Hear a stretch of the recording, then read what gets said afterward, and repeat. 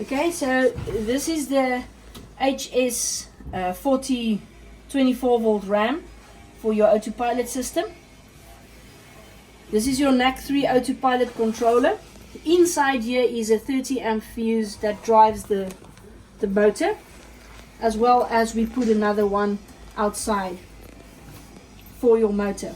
Then you have a clutch one as well, which is obviously to release a clutch control. Should something go wrong, check these fuses, make sure the fuses did not pop. So there's 3 fuses in this area. The green one inside 30 amps, green one outside 30 amps, and a little 5 amp for the clutch. Okay, so your NMEA connections is done with the in-wire system, and it goes onto your T connections.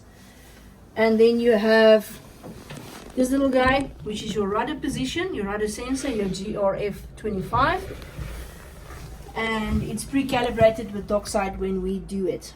Okay, so your RAM has a hydraulic function with a little tub at the top in the next shelf on the back to keep it filled up. Always make sure that you have enough hydraulic fluid in the little bucket.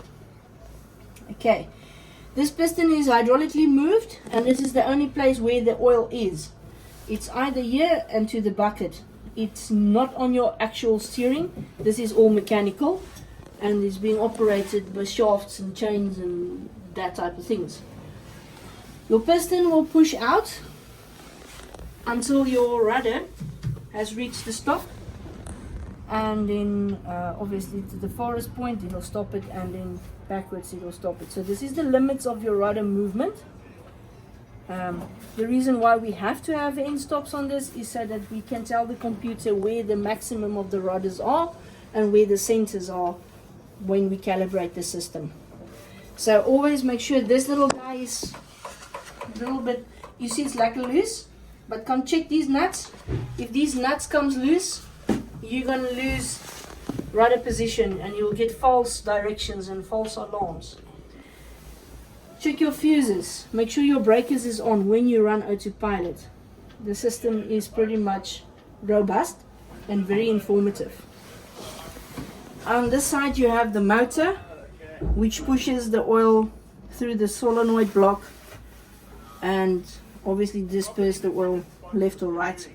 The solenoid is connected onto the motor and will obviously open and close to which side you will need to pump the oil, left or right, or port and starboard. Okay, so that's the basic function of your autopilot here in the sugar scoop.